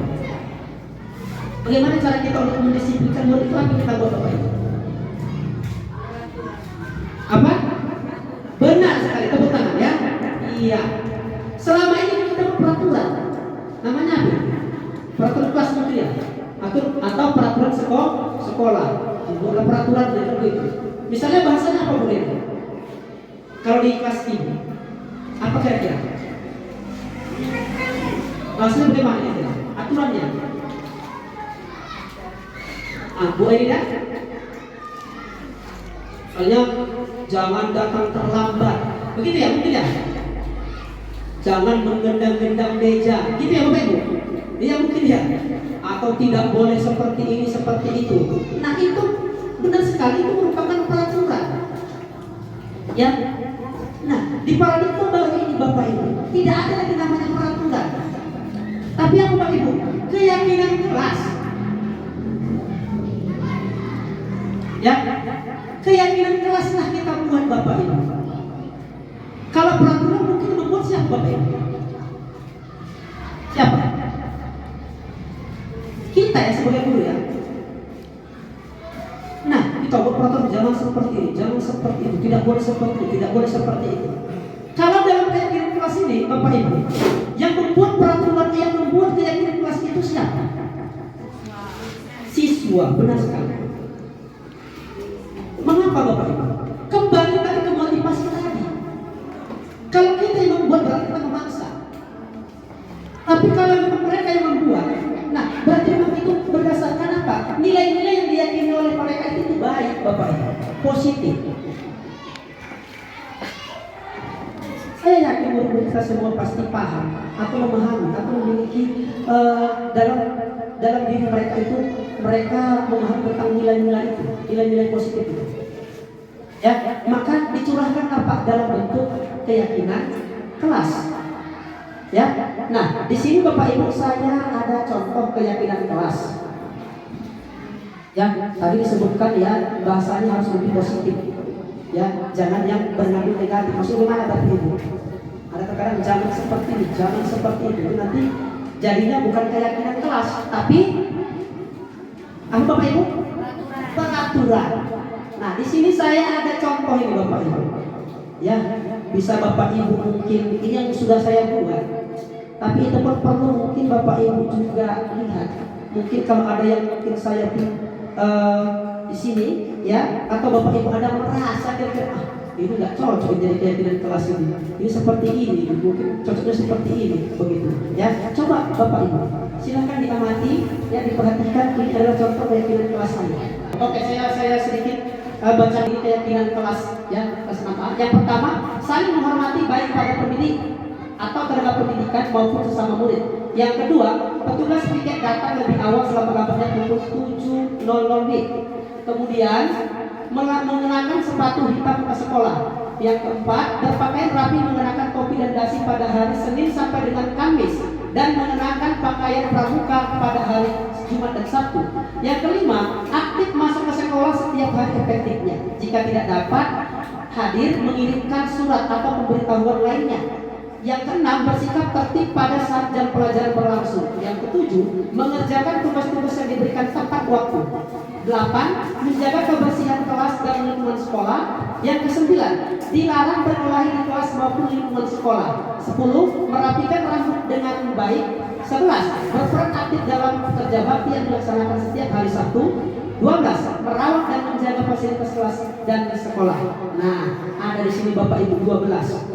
Sebenarnya kalau mau dibuat bolehnya Bapak Ibu dari 30 itu boleh. Tapi seefektif-efektifnya keyakinan kelas ini jangan terlalu banyak. Kira-kira yang bisa lah diterapkan oleh murid seperti itu. Itu yang bisa dikatakan efektif. Nah, Bapak Ibu, dari di sini yang Bapak Ibu perhatikan, kira-kira ada nggak yang perlu di sini? Atau yang sudah sesuai dengan kira-kira dengan keyakinan kelas? Atau ada yang perlu kita perbarui? Ada kira-kira bisa berikan masukan?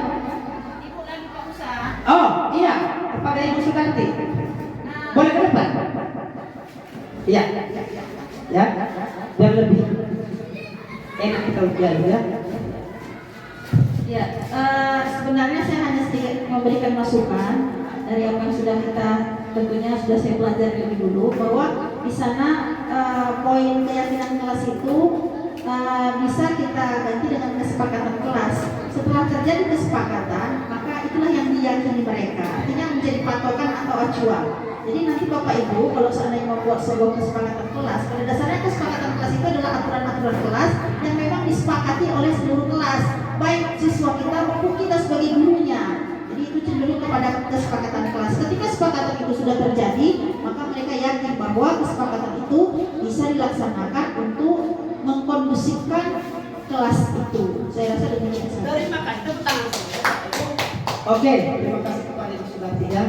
Ya, dia katakan tadi ya, Ibu katakan bahwa harus ada kesepakatan kelas. Benar sekali ya. Keyakinan kelas ini didasari dari kesepakatan kelas. Ya. Dari kesepakatan ini, inilah yang diyakini di kelas itu Bapak Ibu. Apa yang seharusnya diyakini. Makanya namanya tadi tidak lagi aturan namanya. Ya, berubah dia. Iya, kesepakatan menghasilkan keyakinan. Jadi bukan kita yang membuat Bapak Ibu, tapi murid-murid. Ya. Kemudian kira-kira masukan Bapak Ibu? Apa kira-kira atau memang perlu ini ada di apa? Ada yang perlu dihilangkan atau bagaimana? Di antara ini? Ibu Rian? Oke, Ibu Rian Hanum. Kami persilahkan ya. Angkat tangan dari tali ini. Nanti nggak diperhatikan, nanti kurang-kurang kasih sayang. Oke. Terima kasih kepada Pak Musa. Di sini ada keyakinan kelas 6A.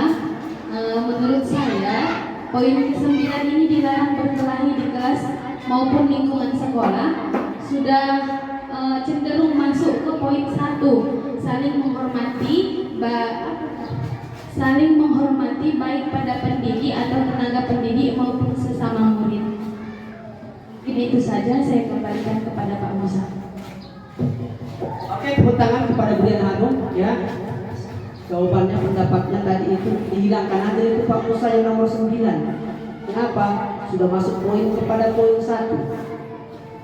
Begitu mungkin ya kurang lebih. Atau Pak Iswan dari tadi saya tengok pas saya menerangkan ini tadi dia tunjuk-tunjuk sesuatu. Apa itu? Saya nggak paham kan? Coba Pak Iswan dulu. Ada tadi tunjuknya dari saya perhatikan tadi. Tapi nggak tahu saya. Baiklah. Cuma mendukung dulu aja. Nama juga keyakinan kelas. Tapi kayaknya setelah saya amati begitu, ya nomor 9 ini juga. Ini kayaknya bukan keyakinan kelas lagi. Ini arahnya kepada peraturan kelas. Iya kan? Nah, karena ada kalimat dilarang dan jadi bahasanya bisa diperhalus. Nah, bagaimana caranya? Jangan dilarang berkelahi di kelas. Dilarang itu kan peraturan. Berarti nanti kalau udah jadi peraturan berarti ada hukuman. Sementara keyakinan kelas itu yang diyakini bersama bahwa saya itu sesuatu yang hal yang baik dan tidak, sehingga dia menyadari nanti kalau dia melanggar keyakinan ini dia akan merasa bersalah. Saya akan melanggar ini gitu. Jadi tidak perlu lagi ada hukuman gitu ya. Jadi kesan saya melihat kata-kata dilarang ini kayaknya peraturan gitu. Itu menurut pendapat saya. Terima kasih ya. Oke, tepuk tangan buat Pak Iswan ya. Pak Iswan ini selain dia memang pembawa acara, memang teliti, jeli orang. Ya, saya perhatikan soalnya saya dari sini memaparkan tangannya kemari-kemari, apa yang ditunjuknya? Saya pun penasaran. Oke, saya sependapat dengan dia baik dengan pada tadi Ibu Sudarti, kepada Ibu Rian Hanum dan kepada Pak Iswan. Tapi yang berdekatan tadi antara Bu Rian Hanum dengan Pak Iswan ini menyorot yang nomor 9 ini. Ya, dilarang. Iya, benar sekali. Kalau sudah kata dilarang itu peraturan jadi. Nah, bisa mungkin tadi masukan tadi dari, bisa juga kita gabungkan masukan tadi dari Ibu Rian Hanum. Ini Pak, berkelahi di kelas ini maupun di sekolah sepertinya sudah melanggar yang ini. Saling menghormati. Bagaimana kalau dihapuskan? Iya, dihilangkan. Saya setuju. Kalau ya perkelahian ini kan Bapak Ibu bisa terjadi karena tidak ada yang saling menghormati. Iya, bisa dihapuskan. Cukup pada poin yang pertama. Ya, jadi begini Bapak Ibu. Dalam membuat keyakinan kelas, ya kita harus memang benar-benar mempertimbangkan yang mana yang lebih dahulu kita buat paling atas, yang nomor 1, mana yang paling penting kita anggap. Kalau kami di kelas 6A itu memang menganggap yang paling penting, menghormati. Bagaimana supaya kelas itu aman dan tertib? Ya, di antaranya mungkin tidak ada mungkin yang ini berkelahi dan sebagainya. Ya, saya setuju. Ya, berarti dia di sini. Kita hilangkan yang ini ya, yang poin 9. Nah, Bapak Ibu, inilah yang untuk keyakinan kelas. Ya. Next, ya. Melalui keyakinan sekolah atau kelas dapat memimpin murid ini dalam menemukan nilai-nilai kebajikan yang dibuat dan disepakati oleh murid sendiri Selain itu menuntut murid untuk memecahkan masalah sendiri melalui tindakan yang berpihak pada mereka. Ini tadi sampai sekalian sampai ke ibu sudah tadi. Udah curi start ya. Dicurinya waktu saya untuk menyampaikan ini terlebih dahulu. Ya, mengapa? Karena keyakinan itu berdasarkan kesepakatan. Nah, bagaimana Bapak Ibu? Kita setuju? Setuju semua? Oke, tepuk tangan kita semua ya. Baik Bapak Ibu. Kita next. Nah, ini yang terakhir Bapak Ibu. Banyak yang mengambil materi Bapak. Ya, pada hari ini ada 7. Yang ketujuh adalah segitiga restitusi. Ya, bagaimana sebenarnya segitiga restitusi ini?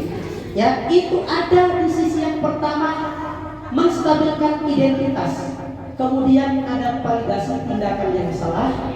Kemudian yang keempat menanyakan keyakinan. Nah, kita harus tahu dulu Bapak Ibu ya, kita stabilkan identitasnya dulu. Kemudian validasi tindakan yang salah. Selanjutnya menanyakan keyakinan. Bagaimana sih Bapak Ibu maksudnya ini? Yang pertama adalah menstabilkan identitas ya, atau stabilis ya identitas. Ya, apa yang perlu kita perhatikan ya Bapak Ibu? Begini Bapak Ibu, tentu Bapak Ibu sekarang pernah mengalami mengatasi murid yang apa ya? Ada melanggar keyakinan kelas atau aturan. Pernah tidak Bapak Ibu? Pernah ya? Ya, pastilah kalau guru pasti pernah lah mengalami itu. Iya, begini Bapak Ibu, dalam menstabilkan identitas ini, misalnya begini, anak kita ada masalah. Ya, tentu begitu kita panggil Pak, dia bagaimana itu Bapak Ibu? Kalau kita panggil misalnya, langsung kita panggil.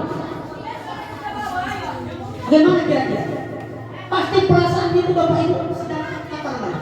Tidak karu-karuan. Mana dia mungkin merasa bersalah, gawat aku dipanggil Bapak Ibu, pasti akan hukum aku mungkin, kan begitu. Mengapa? Ya kalau mungkin kita peraturan. Tapi kalau kita ikhlas Pak, Bapak Ibu nggak ada hukuman. Ya, merasa bersalah juga tidak ada. Ya, ya. Kalau kita mengkritik, jika kita mengkritik anak tadi Bapak Ibu, ya kita panggil tadi langsung kita kritik, ya, maka kita akan tetap membuatnya dalam posisi gagal. Jadi kira-kira apa sebenarnya yang dilakukan? Yang membuat dia gagal itu apa? Itulah tadi menstabilkan identitasnya dulu Bapak Ibu. Jangan langsung marah-marah, itu tadi menghukum. Ya, atau dibuat dia merasa bersalah. Jangan.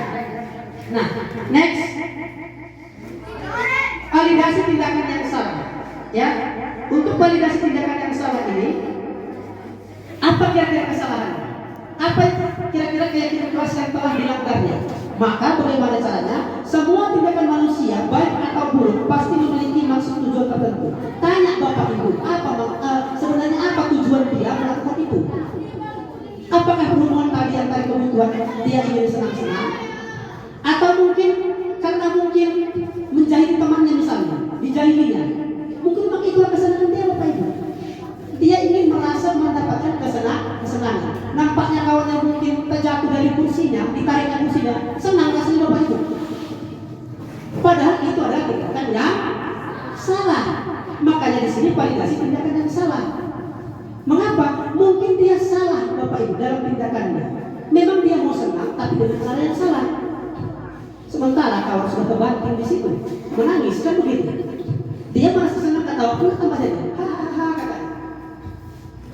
Mungkin sering terjadi. Nah, yang ketiga adalah menanyakan keyakinan kelas. Nah, kalau sudah tahu di mana kesalahannya Bapak Ibu, tanyakan, kembalikan kemana tadi Bapak Ibu, keyakinan kelas. Apa yang sudah disepakati, kembalikan ke situ. Dan apa yang telah dilanggar mereka, tanyakan ke situ, kaitkan ke situ. Dia sadar Bapak Ibu, oh ternyata dia sudah melanggar keyakinan kelas. Keyakinan kelas apa yang dilanggarnya?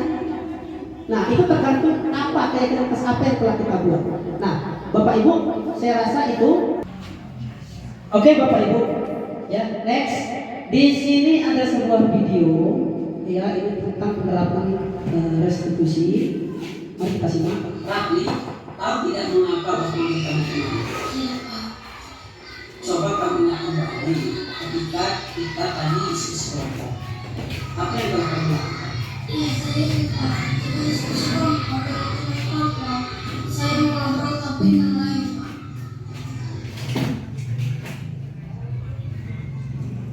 Tapi membuat kesalahan adalah sesuatu yang wajar. Setiap manusia pasti pernah melakukan kesalahan seperti ini. Bapak yakin kamu memiliki alasan lain mengapa melakukannya? Pak, kemarin malam saya menonton Piala Dunia Kak, seru sekali. Jadi saya coba menceritakannya kepada teman yang lain. Yang kamu lakukan sudah benar.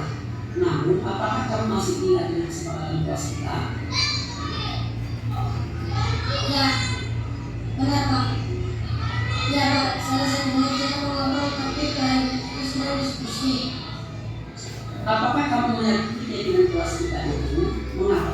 Ya Pak, dengan berbicara di luar topik dan mengajak teman lain mengobrol dapat mengganggu kefokusan belajar saat diskusi kelompok. Nah, jika kamu meyakininya, apakah kamu bersedia memperbaikinya? Ya bersedia Pak, saya tidak akan membahas topik lain ketika diskusi kelompok dan mengajak teman yang lain mengobrol di luar topik pembelajaran. Nah, sekarang mari kita selalu menjalankan keyakinan kelas kita untuk tetap menjaga ketertiban agar tetap fokus dalam diskusi kelompok dan kedepannya kamu dapat menjadi lebih baik lagi.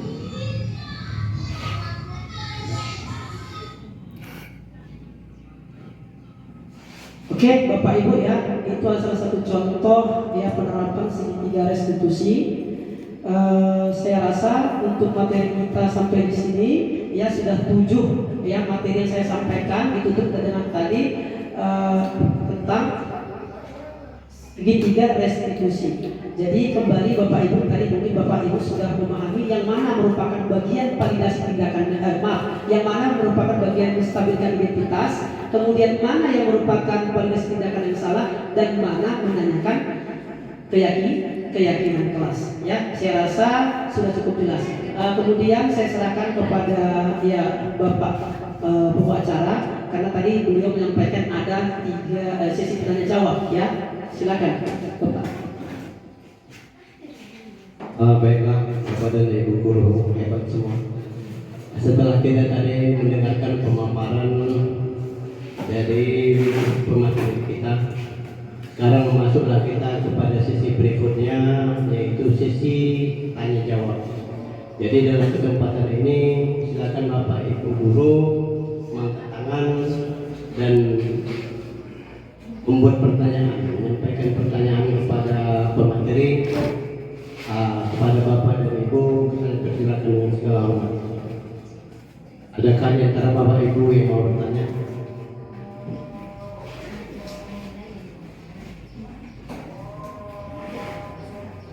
Pak Brija. Ya. Assalamualaikum warahmatullahi wabarakatuh. Dari pemaparan yang disampaikan oleh Bapak Ali Musa, sudah dijelaskan bagaimana tindakan bagi dulu siswa yang melanggar peraturan keyakinan tadi. Sudah dijelaskan juga bagaimana tindakannya untuk siswa yang melanggar keyakinan tersebut. Jadi yang saya tanyakan, bagaimana tindakan kita kepada siswa-siswa yang sudah menjalankan keyakinan yang dibuat tadi, seperti taruhlah siswa yang disiplin, rajin mengerjakan tugas-tugas kelas. Apa tindakan kita kepada siswa-siswa tersebut? Sementara yang tadi dijelaskan bagaimana yang melanggarnya. Itu yang ingin saya tanyakan.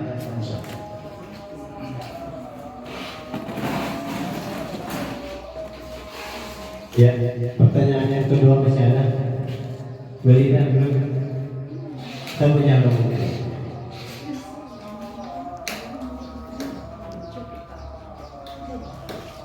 Satu orang lagi sendiri saya, satu orang lagi. Mewakili perempuan, Ibu Haja.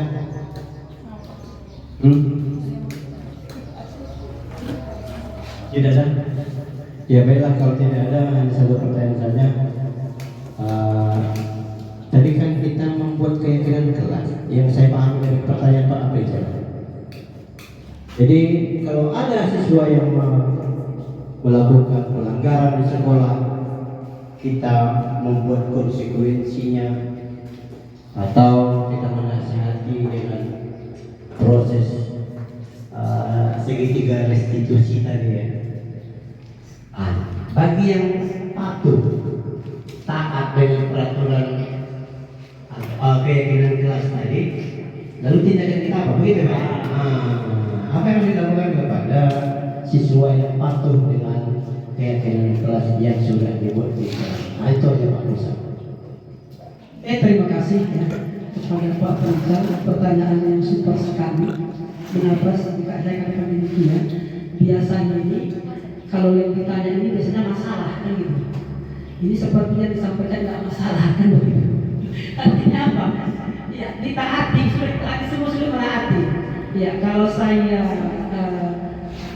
berpendapat berarti murid di kelas yang dimaksud Pak Rizal tadi itu semuanya sudah menerapkan keyakinan kelas. Apa yang dilakukan kepada mereka? Iya benar sekali ya. Kalau dihukum kan bagian punya yang sudah melanggar. Nah bagaimana kalau sudah semua menaati? Begitu Pak Rizal ya? Iya. Meskipun demikian ya, namanya kita ini ataupun murid bisa dikatakan ya, saya yakin kalaupun itu terjadi mungkin tidak akan selamanya terjadi ya Bapak Ibu. Namanya manusia pasti ada yang namanya apa, tak lepas dari apa Bapak Ibu? Manusia itu tak luput dari kesalahan. Iya. Namun kalau pas waktunya itu nggak ada Bapak Ibu, kita bisa memberikan kepada mereka misalnya sebuah apa ya? Penguatan. Kalau tanya saya tanya gini, mungkin kalau dalam belajar, kalau anaknya sudah berhasil, apa yang dilakukan? Apa kira-kira? Kalau murid kita berhasil dalam suatu, katakanlah dalam suatu pelajaran, apa yang kita lakukan, Bapak Ibu? Oh mungkin ditambah lagi dengan materi yang agak lebih apa lagi gitu ya, sesuai. Iya mungkin ya ditambah lagi. Nah sama Bapak Ibu dengan halnya dan keyakinan kelas. Ya, kita bisa juga menguatkan motivasi mereka agar lebih kuat lagi sehingga itu tadi terhindar dari pelanggaran keyakinan kelas. Jadi bukan berarti ya Bapak Ibu mungkin hari ini dia atau semua dalam kelas itu tidak ada yang melanggar keyakinan kelas, besok juga demikian. Tidak. Ya, setiap manusia itu memiliki sifat yang namanya tak luput dari kesalahan. Jika itu terjadi Pak, Bapak Ibu kuatkan lagi supaya semakin kuat lagi motivasi dalam diri mereka untuk tetap menjalankan apa-apa nilai-nilai yang telah mereka sepakati, yang mereka yakini. Ya, kalau kita manusia Bapak Ibu kan selalu namanya bisa kadang saling mengingatkan. Ya, nggak salah juga Bapak Ibu. Nah, saya rasa demikian ya Pak Rizal. Ya, bagaimana kira-kira Bapak Rizal? Puas, bisa lah. Oke, ya Pak Rizal menerima mungkin ya apa yang menjadi masukan dari saya. Atau Bapak Ibu mungkin ada punya pendapat lain. Ini kembali kepada pendapat ya Bapak Ibu. Ada kira-kira yang ingin ada atau punya pendapat lain selain pendapat saya?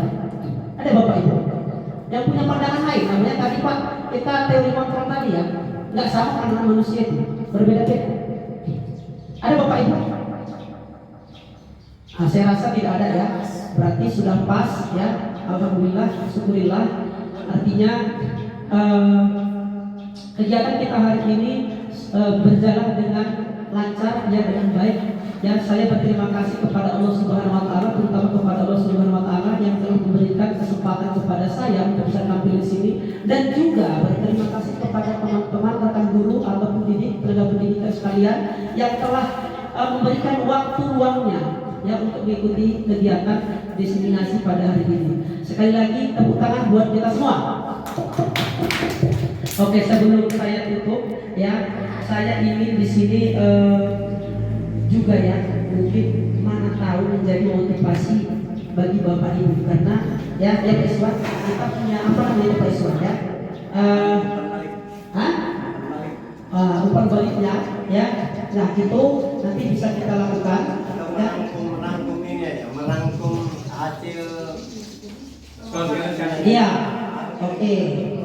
Baik, untuk kegiatannya ya bisa kita simpulkan ya bahwa tadi ada 7 materi ya masalah budaya positif. Ada diawali tadi perubahan paradigma belajar, tadi ada perubahan dari stimulus ya kembali ke teori kontrol ya. Kemudian yang kedua ada namanya disiplin positif, ketiga motivasi perilaku manusia, kebutuhan dasar, posisi kontrol restitusi, keyakinan kelas, dan segitiga restitusi. Intinya Bapak ya sama seperti disampaikan Bunda tadi, muaranya sebenarnya lainnya ke keyakinan kelas. Itu muaranya. Benar yang disampaikan Bunda tadi. Ya, keyakinan kelas inilah Bapak Ibu. Mengapa? Karena ini berkaitan dengan teori kontrol tadi yang membuat mereka, bukan kita, berdasarkan keyakinan mereka, atau mereka melakukan sesuatu berdasarkan motivasi internalnya, bukan dari orang lain, baik dipaksa dan sebagainya. Kalau peraturan itu biasanya bagaimana Bapak Ibu? Memaksa. Kalau keyakinan tidak. Siapa yang memaksa kita? Mereka sendiri yang menyepakati dan meyakini itu. Apa ya budaya positif atau hal-hal baik apa yang mereka anggap benar dibuat dalam keyakinan kelas. Nah, jika itu dilanggar, kan begitu Bapak Ibu, pasti mungkin adalah terjadi seperti itu. Lakukanlah Bapak Ibu kegiatan segitiga restitusi. Jangan seperti tadi langsung 77 hukum, jangan. Solusinya adalah segitiga restitusi, seperti yang saya tampilkan tadi Bapak Ibu. Ya, jadi nah inilah sebenarnya paradigma baru dari kita. Mungkin selama ini ada beberapa dari teman-teman sudah memahami hal ini, ya, terutama kepada Bu Sudarti ataupun Pak Iswan. Nah, di sini makanya tugas saya sebagai diseminasi, ya, menyebarluaskan Bapak Ibu informasi ini, pemahaman saya kepada kita semua yang ada di sini, ya, supaya kita apa? Bisa merubah paradigma kita tadi. Nah, saya rasa sekian saja ya Pak Iswan. Atau mungkin ada mau ditambahin dari teman yang lain? Boleh? Iya. Saya sudahi. Billahi taufiq wal hidayah. Wassalamualaikum warahmatullahi wabarakatuh. Demikian tadi penyampaian tentang budaya positif yang bisa diterapkan di kelas kita masing-masing. Namun sebelum saya tutup, ada beberapa yang ingin saya sampaikan dalam kesempatannya. Tapi sebelumnya saya mau maaf ya sebesar-besarnya. Bukan saya mau menggurui kita semua. Kita mau menerapkan budaya positif di kelas kita masing-masing. Tapi saya menyarankan kepada diri kita semua, mulailah menerapkan disiplin budaya positif itu dari diri kita sendiri terlebih dahulu. Artinya kita mau menegakkan disiplin di sekolah. Terlebih dahulu kita yang mendisiplinkan diri di sekolah kita. Nah, kita mau mendekatkan saya Bapak Ibu lihat kan, saya mendekatkan disiplin itu setiap hari Senin pakai topi, pakai dasi. Nah, kalau saya tadi putih hitam, ternyata saya pakai baju batik. Kira-kira cocok kita disiplinkan orang lain sementara kita tidak disiplin.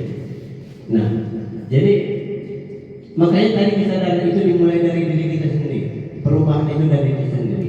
Kita mau menerapkan apa, membuat kegiatan kelasnya seperti apa, tapi dimulai dari diri sendiri. Itu aja. Terima kasih atas perhatiannya. Bila itu Assalamualaikum warahmatullahi wabarakatuh.